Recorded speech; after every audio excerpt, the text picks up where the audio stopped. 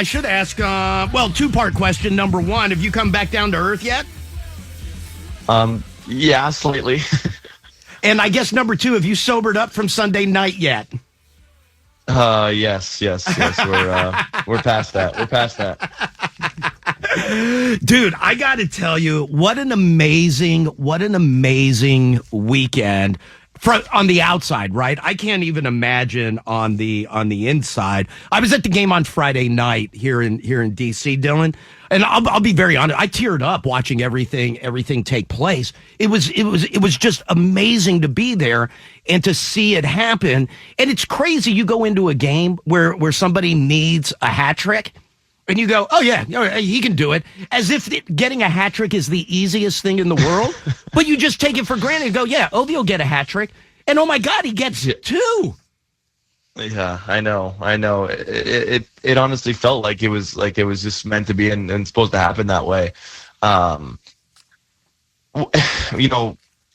He's just an incredible player and an incredible teammate. And he has a flair for the dramatic and for those moments, and not many guys have that. And you're totally right. Like, going into the game, it was like, okay, he just needs 3. Meanwhile, he's played 1,490 games or something, and 35 hat tricks. And that's not a very high percentage of getting a hat trick in a game. I think it's like 4 or 5%. So it was awesome to be a part of, and it would have been great if he could have got 3, but 2 was pretty cool too as well. We got to celebrate twice. Hey, let me ask you this. Ovi said, I want to say, I can't remember if it was which one of the press conferences it was, but there was obviously the opportunity for the empty net, and he chose to sit it out. But he did say that, I can't remember if it was you and Wilson or you and somebody, but he said you asked him about 15 times on the bench, are you going to go? Are you going to go? Are you going to go? Were you just all over him about let's go do it? Well, I just didn't want to be the guy that shot the puck in the empty net if I was on the ice with him, and he didn't want it, so obviously from the outside, if I was on the ice with him and everyone in the crowd is chanting to get Ovi the puck, but he doesn't want it, and then I shoot it, it doesn't look very good on my behalf. Dick. So that's kind of what I was more concerned about, because obviously if he wanted it, we could I'm sure work a way to get him the puck with the empty netter, but I don't think he really wanted it. I think it was perfect the way it happened, and he had some chances after the goalie got put back in the net to score, and it wasn't meant to be that night, and it was kind of, the table was set for the next that for Sunday, and can't really write it any better than that. But you know what's funny? Like, going back to talking about going into the game, you were like, oh yeah, Ovi just needs to get a hat trick tonight. Is when it gets tied up on that Friday night, and you're right, the next game we obviously all know is on Sunday on Long Island. Again, it wasn't a case of anybody going like, ooh, I wonder if Ovi gets it today. It was just like, oh, turn the TV on, Ovi's getting it today. There wasn't even a question. Yeah, that's what someone who has 895 goals does to people. He's expected to score, and he does.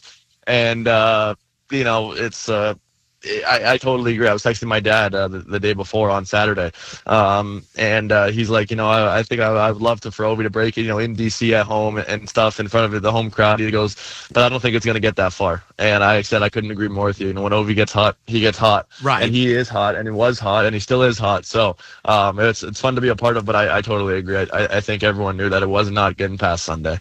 Hey, so let me ask you this, and I was going to ask you about your family, and like we've talked about before, Dylan. Obviously, you have a brother who plays in Anaheim for the Ducks. You have a brother who plays in Hershey. You come from a hockey family, so like your whole family is very inside NHL hockey. Were even they like caught up in it? Like, does your brother Ryan call and go like, hey, what's it like? Like, can he be a fan of it also? I think everyone's a fan. I'm a fan of what was happening.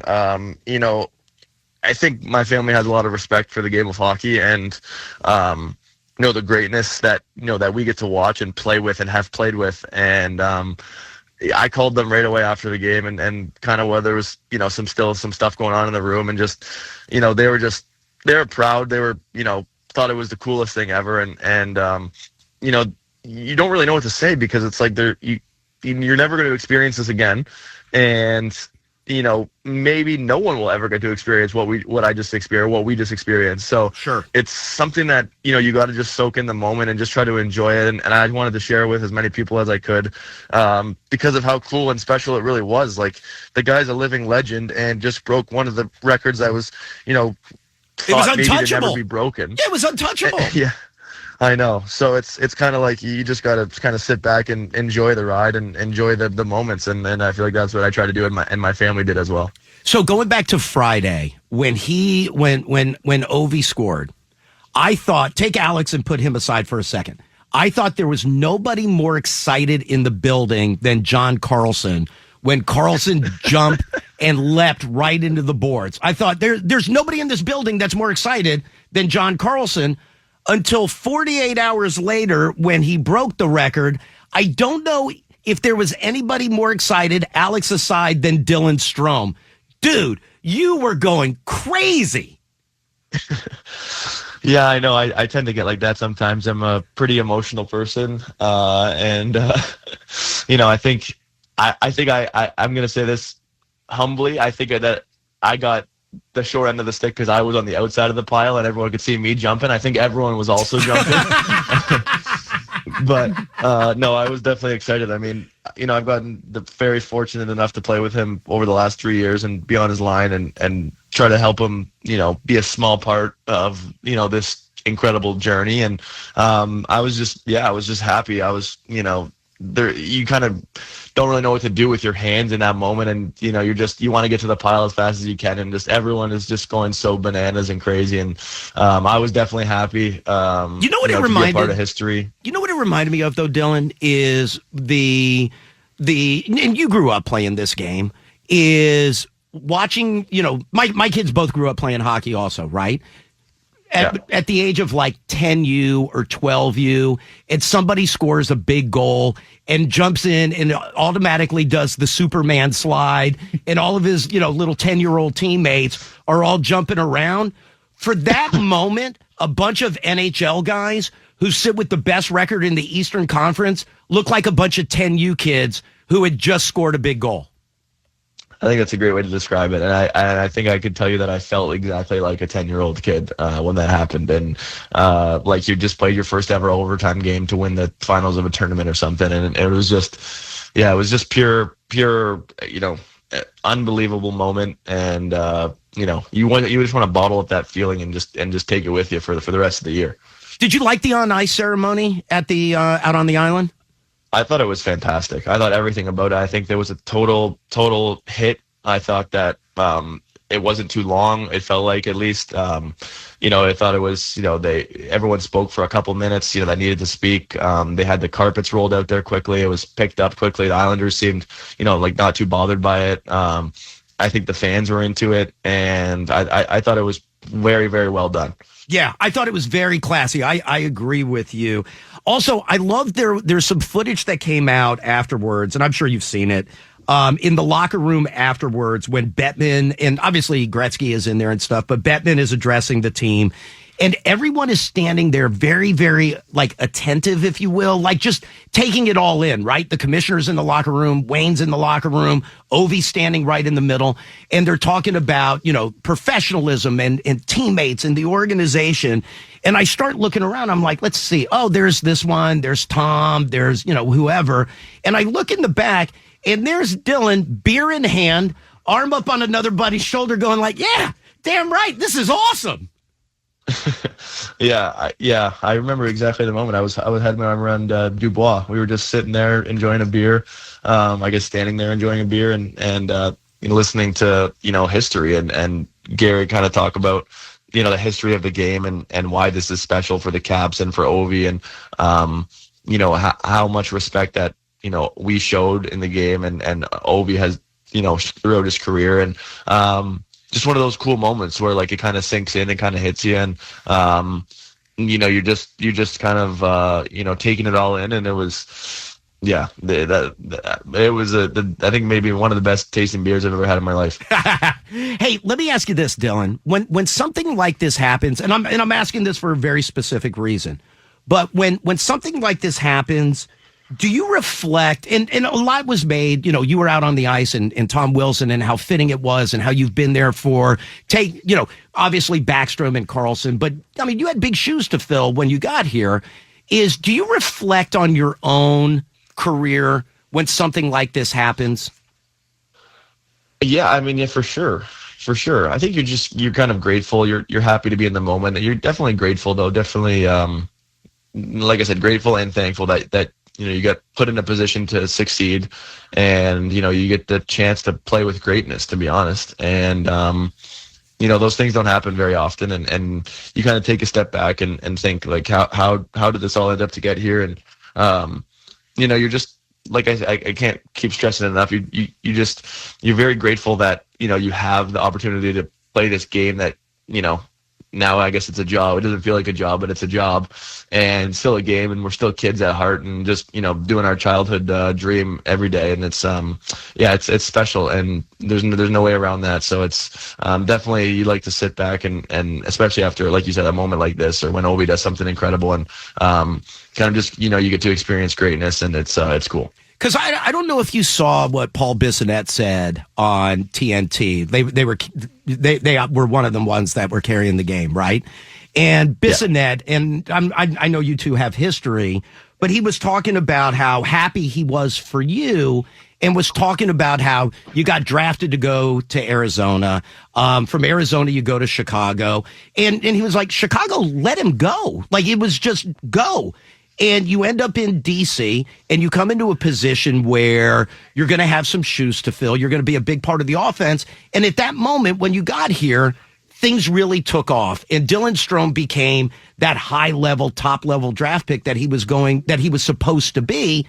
And he just seemed genuinely, in Ovechkin's moment, genuinely happy that not only you got to be a part of it, but that for him, it was a moment to look back and reflect on you. That's why I was asking if you reflect on it yourself. Yeah, I mean, Biz and I have a great relationship. He's been nothing but kind to me, nothing but, respectful and very much in my corner the whole ride. And, for him to say those things is very much appreciative. I'm very appreciative of that. And, he's done a lot for the game of hockey. He's jokes around as a bit of a goofball, but he does a lot for the game of hockey. And I'm thankful to call him a friend. I just got off an interview with him yesterday. I just posted it today, and he's just a great guy that respects hockey and respects the players, and is always on the players' side. So nothing but amazing things to say about him, and I really appreciate those words that he said. All right, so let's move forward. Ryan Leonard, as good as advertised? I think he's awesome.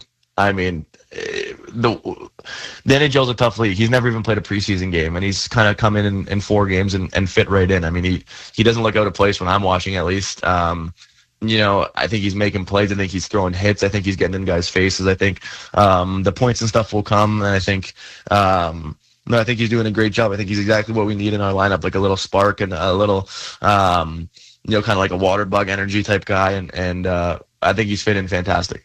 The next 2 weeks, that's all that's left in the regular season, and then obviously we're in the playoffs and everything's fine. What is there a feeling within the team? What has to be sharpened? What has to be fine-tuned over the next 2 weeks to be ready for round one? Yeah, I think now that the kind of the chase is over, I think it's time to really dial it in and get our game, back to where it was kind of, mid-season there for a little bit, kind of maybe just after the midway point and kind of towards the second half where we really started to pick it up and went on, I think we were like 15-2 in 17 games, and try to get back to that heading into the playoffs. I think we have a confident team and a team that can play a bunch of different ways. And I'm pretty confident that we can find that for the last 5 games and just get feeling good about ourselves, feeling good about the power plays picked it up over the last 3 or 4 games. So that's good. That's a good sign. I think to shore up our defensive game a little bit, not giving up so many chances, not play as much run and gun, and kind of lock it in and start getting ready for the big stuff here. Next up is Thursday night. We take on the Carolina Hurricanes. I don't have to remind you, the third period the last time, a week ago, when we played, I believe it was 122 penalty minutes in the third period. Would a betting man expect something coming up on Thursday? I don't know. I don't know. We'll see what happens. Hockey's a game where, everyone's pretty emotional in the moment, and we were getting beat pretty bad, and sometimes things happen in hockey games. So I'm not sure what to expect. I'm not much of a scrapper fighter myself, but no, I think we're obviously we really want to focus on getting playing the right way going to the playoffs. I think there's a time and place for that kind of stuff, and a lot happened already on the last game. So hockey is a game, like I said, where things aren't really planned out like that. It kind of just, we're going to go into the game hoping to play really well, hoping to win, and we'll see what happens from there. I'll bet Chatfield eats somebody's fists on Thursday night. Last thing, and I'm sure it doesn't matter whoever ends up in wild card 2, whether it's Montreal, New York, whoever's going to end up in that last slot. Won't matter to you guys. You guys will go in and do your whole thing, or do you start thinking about that? I think, obviously you keep an eye on it. I think, there's a lot of great teams, and the thing is with those teams is they're fighting, like, every game for them now is a playoff game. So we're going to have to be our sharpest because, they're going to be, the most ready of all the teams going in, whoever wins that last spot, because like I said, those games for them are all important right now. And so they're playing playoff hockey. So I think that's something that we got to be aware of over these last 5 games of who we're going to play, and knowing that they're going to be, firing already on all cylinders. Caps take on the Hurricanes Thursday night, and then a home-and-home Saturday and Sunday against the Columbus Blue Jackets. Dylan, congratulations, dude. I had so much fun, obviously, watching everything happen. But I had a blast watching you over the weekend. It was great. I appreciate that. Thank you very much for having me on, Elliot. I appreciate it.